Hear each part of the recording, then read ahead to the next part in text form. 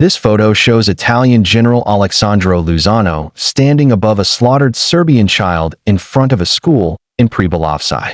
The letter he sent to Mussolini after this crime has been preserved in the military archives. Dear Duce, my boundless devotion to you, I hope, entitles me to deviate in some way from strict military protocol. That is why I hasten to describe to you an event that I personally attended 3 weeks ago, while visiting the districts of Stolac, Kapelgina, and Ljubinj, between 60 and 130 kilometers north of Dubrovnik. I learned from our intelligence officers that Pavelić Ustašas had committed a crime in a village, Pribylowsci, the day before, and that when it became known, the surrounding Serbs to be upset again that I missed the words to describe what I found there. In the big school classroom, I found a slaughtered teacher and 120 of her students. No children were older than 12. Crime is an inappropriate and naive word. It overcame any madness. Many had their heads cut off and lined up on school desks. The Ustašas pulled out the hoses from the torn entrails and, like New Year's ribbons, stretched them under the ceiling and drove them into the walls with nails.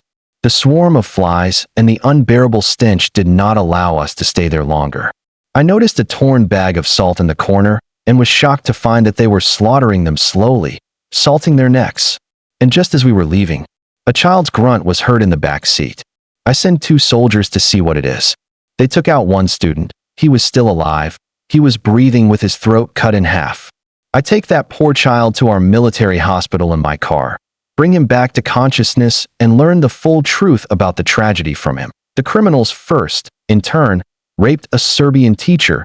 Her name is Stana Arnautovic, and then killed her in front of the children. They also raped 8-year-old girls.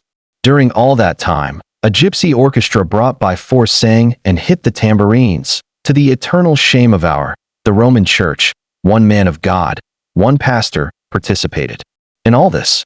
The boy we rescued recovered quickly, and as soon as the wound healed, with our carelessness, he escaped from the hospital and went to his village to look for relatives that we sent a patrol after him, but in vain. They found him on the doorstep of the slaughtered house. Out of 1,000 or so souls, there is no one left in the village. On the same day, we discovered that later, when a crime was committed at the school, the Ustašas captured another 800 inhabitants of the village of Pribylowsci and threw them all into a pit or killed them in an animal way on the way to the pit. Only about 300 men were saved. Only they managed to break through the Ustaša ring around the village and escape to the mountains. Those 300 survivors are stronger than Pavelic's most elite division. Everything they had to lose they lost. Children, women, mothers, sisters, houses, property. Even the fear of death is freed. The meaning of their life is only in revenge. And the terrible revenge of them is, in a way, the shame that they survived. In Herzegovina, Bosnia, Lika, Dalmatia are full of such villages as Pribylowsci. The massacres of Serbs have reached such proportions that many water sources have been polluted in those areas. From a spring in Popovo Polj, not far from the pit into which 4,000 Serbs were thrown, reddish water erupted. I was personally convinced of that. An indelible stain will fall on the conscience of Italy and our culture if, while the time is right, we do not distance ourselves from the Ustašas and prevent it from being attributed to us for supporting insanity.